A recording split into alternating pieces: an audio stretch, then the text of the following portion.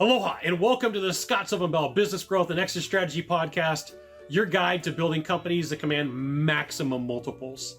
I'm Sylvan Bell, author of 5 books on business strategy and sales, creator of the Sell Framework, Scale Framework, and Driver Test. I work with owners of $10 million to $250 million companies, whether you're scaling for growth or positioning for a profitable exit. Each episode breaks down one framework, strategy, or concept you can apply this week to grow revenue systematically, scale operations, and maximize enterprise value. Let's get started. Welcome to episode number 33, the SCORE Framework Part 2, Owner Independence, Revenue Quality and Timing built into the Exit Ratio 360, and SCORE stands for Systems Maturity, Concentration Risk, Owner Independence, Revenue Quality, and Exit Timing. Because you can have clean systems and diversified revenue and still fail the SCORE framework. Because if a business or organization or practice can't run without you, a buyer or an investor isn't buying a company. They're hiring an employee that they have to overpay for, and they know it, and you will get dinged and dented for it. You have to know this. Here's what's going to happen. You're going to meet with an account executive. You're going to meet with an investor, and you're going to have a conversation. It's going to be over lunch. It'll be after hours. It'll be in a different location than your office. And one of the first conversations is owner independence. And they've been through enough of these deals. They know what they're looking for. They know what they're listening for. And they're signals. It's how the answers sound. It's what you look like when you answer the question. I've sat in on these meetings multiple times. And so it's a test. And this is one of the things that I prep everybody for. You want your seller thesis to be ready. You want to have this conversation. You want to be able to be prepared. And if you're looking around and you don't know the answer, it's a signal pointing at the sky from the business gods to them that you're not ready to exit. Or it's just a ding or a dent. Or you get moved from being an A+ company to a B company to a C company, and where you thought that you were the platform company, now you're a tuck-in. You want the maximum room for you to work within to get the maximum multiple. The conversation is going to go something like this. Tell me about your company. Tell me about your team. Tell me about your manager. Tell me about how much vacation time you take. What happens if you're gone for more than 14 days, 20 days, 30 days? Who's there? Who does the books? These are all questions you got to be able to answer. Different sectors, different industries, different products, different buyers. They may score a little bit different, but there's going to be correlation. There's going to be standardization to an extent somewhat for the conversation. But they're like, hey, where does this fail? Where does this break down? And if you're answering, I don't know, or I'm not prepared, or I've never thought about that, you're getting dents, you're not getting dings. And someone's got to have the moral courage to tell you that. The last episode that we covered in the SCORE system, episode number 32, we talked about the first 2 dimensions of the 100-point SCORE process. Today, we're going to cover the remaining 3, owner independence, revenue quality, and timing. And I'm going to give you diagnostics for each. Owner independence, if you were on vacation for 30 days, could you do that with no phone call or no email, no contact? What's going to break? In fact, this is something that you should absolutely put on the calendar and prepare for. As you're preparing for your exit, one of the things to do is start taking a 1-week vacation or a 1-week sabbatical, and then it moves to a 2-week, and then it moves to an entire month, and see what happens. Because as you're getting prepared to exit, as you're getting prepared to sell, one of the things that signals to the employees is if you're at the office too much, that you're around way too much, because it's a signal like, hey, something's going on here. Now, conversely, if you're like, hey, ops manager, COO is running everything, we're good to go, but we're going to be in the building every 30 days, there's something that happens. Revenue quality. What percentage of the next quarter's revenue is already under contract? What's reoccurring and what's predictable before having to make another sale? Monthly reoccurring revenue, if you can find it inside of your business, inside of your organization, is like crack cocaine for private equity investors, because they can look at it and they can scale that number. They can give it a quality number and say, hey, with certainty, if you can prove like over quarter where that number is, that can be used to help with the investment of buying the company. They could say, listen, we're going to point to a number. And if you're listening, I'm pointing at my computer screen. We're going to point to a number and say, hey, there's money coming in every month, as a percentage of the organization. If it's 5, 10, 15%, your multiple is going to be solid. I can't make a promise. I should say it should be solid. And then timing. The market changes.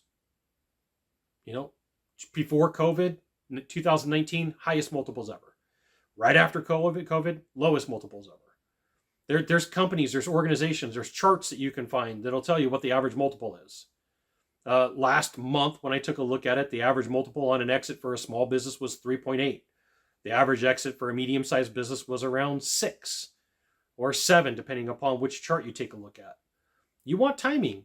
You want time to be to your favor. You want your option to leave when you want to leave. So you may say, hey, Scott, where do the problems hide? There's 3 zones, 1 per dimension. First is invisible dependency, where you think your team runs the business without you, without major decisions rolling through you. Pricing decisions, client escalation, hiring calls, vendor negotiations. If they're all going to pause when you're on the beach or you're on an airplane, that owner dependence is being signaled, and you should really be questioning, who can I delegate this to? Who on the team really needs to be mentored or coached? Or do we need to find somebody who actually can do all this stuff without me? If you're able to say, hey, my team handles everything, that is one of the biggest, clearest signals that an investor can get. If you can't, it's a signal to chaos. The second on this list is revenue masquerade. Your top line numbers look great and strong, but is built on project-based, one-time, unpredictable revenue. You want predictable. I'll see people as they prepare to sell, take on any business to pump their revenue numbers. And then, you get Excel Eddie that jumps in, or Excel Edwina, and they're really good at this. And they're like, hey, the numbers here spiked. Tell me about what happened. Oh yeah, well, we took on a client. All right, well, tell me about the client. And they will dig in, and they're going to ask questions, and they're very good. And then they'll sit there and they'll go, and you'll see them tap their pen or touch their chin. You just signal to them there's a problem inside of your business, and it's probably going to be a ding, maybe even a dent. And then last on this list is timing. We talked about, hey, there's different times of multiples. Like you really want that 5-year, 4-year, 3-year, 2-year process at the minimum to pick the maximum multiple for you. You want the best timing. You want to do this on your terms.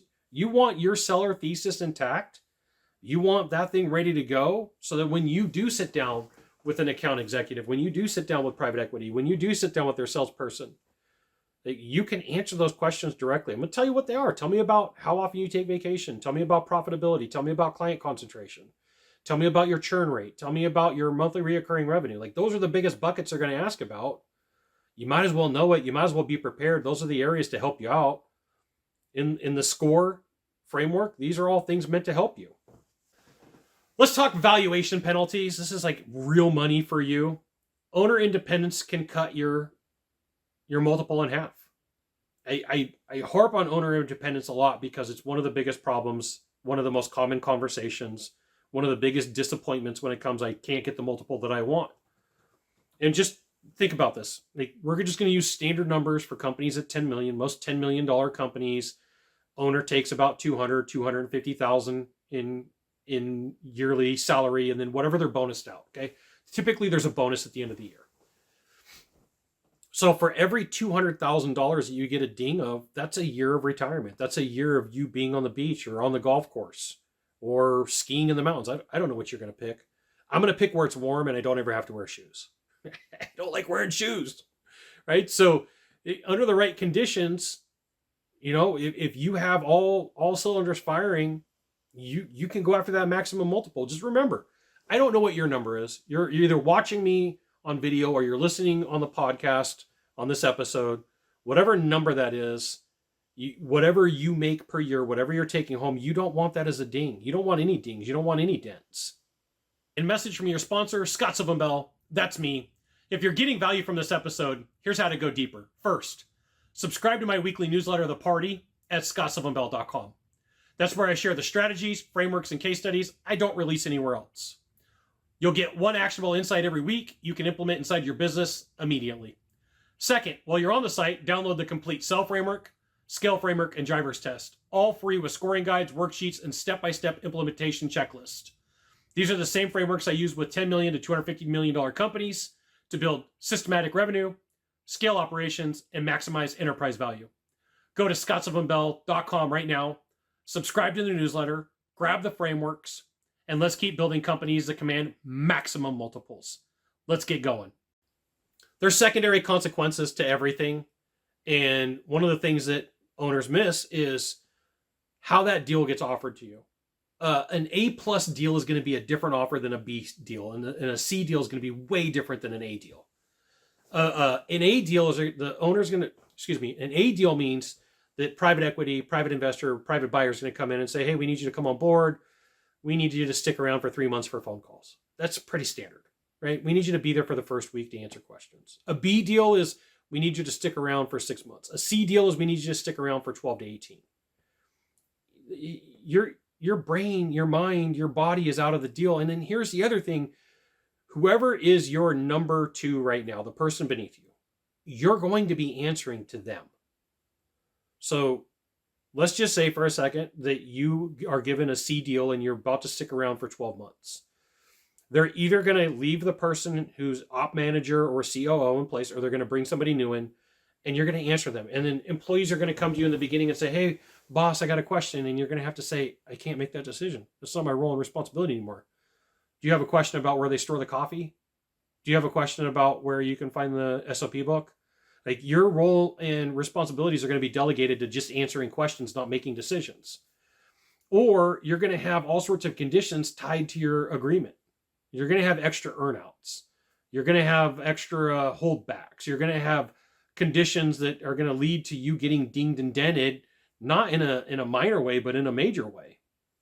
There's a ripple effect inside of the business. Private equity, private buyers, private investors, they want owner independence. They want somebody to be there to run the company without making decisions. They don't need constant phone calls. That's what professional management means. This is why companies that are owned and by sole proprietors get less of a multiple than companies that are ran and professionally managed. So I'm going to give you some numbers. A company that's doing $1 million a year in revenue has a thing called seller's discretionary earning, SDE. They don't have EBITDA because they're not professionally managed. So they will get some add backs. They'll get some money thrown back in for their car and for their perks. And so if you've got a company that's doing $1 million a year in revenue and they're selling they're getting a 2% multiple and they're making $100,000 a year, they're going to get paid out $200,000 for that business. That's what they're going to get. Okay. Now, you take a company that's doing $10 million a year and they've got a 20% profit. They can get anywhere from 4.5 to 9 times, depending upon the industry, depending upon the time, on that EBITDA. And so private equity investors, they want to know, I don't need to come in here and be the boss. I need to run the fund. I need to manage the fund. I need to be the chairman. I need to take care of the managers are going to answer to me. The chief operating officers are going to answer to me. They're going to send me their numbers in every week, or they're going to send me their numbers in every quarter. And then we're going to grade from there. I've seen it done multiple different ways. But if you fail this process, you're easily going to go from an A-level deal to a C-level deal. And it means that you didn't just get smacked with a ding, you got smacked with a dent. And the ripple effect across the board is brutal. I mean, it's really easy to make this number. Hey, do you want to get paid $200,000 or do you want to get paid $10 million? It's pretty easy math. Like, I don't have to go over the answer too hard with you. The fix for you is systems. Build a decision matrix, build decision bands. Like, as you go through and you build out your organizational chart, what decisions can each person make? It could be about how much can they spend? How can they hire? Who can they fire? Who can they let go? What vendors can they bring on board? And then you codify the decisions and everybody knows. Like, here's what you can make that decision up to. In an emergency, here in a given situation, here's another window. What you also want to do is track your industry. There's books, there's BVR, there's places that you can go to and figure out whatever the multiple is for the industry quarterly. It changes. Yearly it changes, quarterly it changes. You want the number of comparable transactions, the average multiple, the average deal size. So you can set your thesis. So you can work on your terms, not on somebody else's, yours. Second, fix your people. Assign a second in command. Who can run the business for 30 days without you? Not theoretically, like actually. Give them the authority, the information, the relationships to make the real decisions that they need to. Test it. Start with a 2-week vacation. See what happens. Look at the revenue quality. Assign your sales leader a revenue mix target. Right? This is what we're going to need for the quarter. This is what we're going to need for the next 6 months, half year. This is what we're going to need for the next 12 months. Like, not a vague goal. Like, here's specifics. Here's what you're going to do. And then you're going to do check-ins. Where are we at? And it could be weekly. In the beginning, you're going to want weekly. Where are we at with our numbers? Because like what you track is what's going to happen. And then if you have an M&A advisor, involve them in the conversation so that they know where you're at. It doesn't have to be me. There's other good people on the market. And say, hey, listen, where do you think that we're at? What does your gut feel tell you? And then the people around you should be reducing your dependency. They should be improving your revenue and your predictability and monitoring what's going on inside of the business, not waiting for you to tell them what to do. We're going to go back to owner independence. You don't want them to have to sit around and wait for your signal. On this list, you want documentation. What happens when you're out of the office? Right? You're going to do a debrief with the team. You're going to pull them in and say, hey, I'm going to be gone for a month, or I'm going to be gone for 2 weeks, or I'm going to be gone for a week, and we're going to document what broke. And then you're going to go back and fix it. If it comes down to revenue quality, document where your revenue quality mix and where your trend lines are off. A buyer wants to see reoccurring revenue percentage going up. Not like a one-time snapshot of like, yay, we won. You want consistency because what's documented is transferable. A buyer who sees written independence protocol and revenue quality trends moving in the right direction and data-driven analysis and decision-making isn't looking at a risky deal. They're looking at an A-level deal. And that's what you want for the maximum multiple. They're looking for an owner that runs an exit-ready business. And you got the evidence to back it up. Because remember, somebody coming in is buying your history. Accounting is history of whatever time that business has been running. But if you have evidence and you can point to the evidence and say, hey, listen, in our market, in our industry, the average profitability of a company, of an organization is 20%. And we've documented 40% over the last 3 years. You're not just an A deal. You're an A++ deal. And you deserve extra multiple for that. The way that you do this is you create a folder, you create a file, you can do it in Excel, you could do it in Google Docs, and you can lock certain people into it or lock them out of it. If you have key information, you can get legal representation and have non-disclosure agreements created so that people can take a look and say, hey, I'm not gonna give up the goods. I'm not gonna tell everybody what's going on. But start tracking your stats, your percentage of reoccurring revenue, your client satisfaction scores, operational execution, your employee satisfaction scores. You know, you want to get some velocity here and be able to compare over time. You want to be able to say, here's what's going on. Your social media reviews, your conversations, your testimonials, all these things start mattering. They start going towards the multiple. They start going towards the conversation. So this week, run a 30-day test in your head. And if you disappear for 30 days and you couldn't answer the phone on Monday or Tuesday or Wednesday, no check-ins, no phone calls, what's going to break? What's going to go wrong? What's going to stall? And be specific. And if there's client relationships that you got to start handing off, then start having those conversations. Because at some point, you're going to have to say, hey, I don't do this anymore. In the marketing world, this is really common as marketing agencies are built. What will happen is the owner will build really good relationships. And then as they grow and as they scale, they can't take those relationships on anymore. And so what ends up happening is it's really common in the marketing world for people to lose clients. You don't want to be that. If you're going to lose clients, lose them at year number 5, number 4, number 3, number 2 at the latest. What you don't want is to lose them at month number 6, because now you got to scramble to get it fixed. If your list has more than 3 items on it, your score is telling you that there's something that needs to be fixed inside of your business. And what that is, you're going to have to build your priority list. All right, so here it is. You've seen all 5 dimensions of the 100-point score framework: systems, client concentration, owner independence, revenue quality, and timing. Pick the one that you feel like is bleeding the most amount of points and work on it this quarter. Move that score. If it's independence, delegate one real decision maker for the category this month, and then don't touch it. If it's revenue quality, set a reoccurring revenue target and build towards it.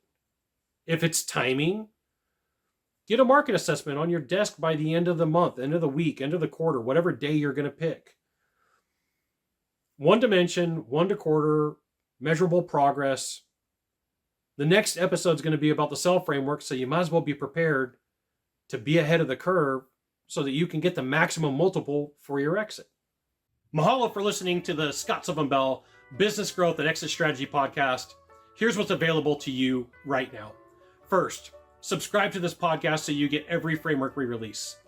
Second, visit scottsylvanbell.com to access the Sell Framework, Scale Framework, and Driver Test. All free with complete scoring guides and implementation worksheets. Third, subscribe to my weekly newsletter, The Party, where I break down strategies and frameworks you won't find anywhere else with one actionable insight every week. Go to scottsylvanbell.com and enter your email. And if this episode added value, share it with another business owner building a $10 million to $250 million company. Until next time, keep building companies that command maximum multiples. Aloha.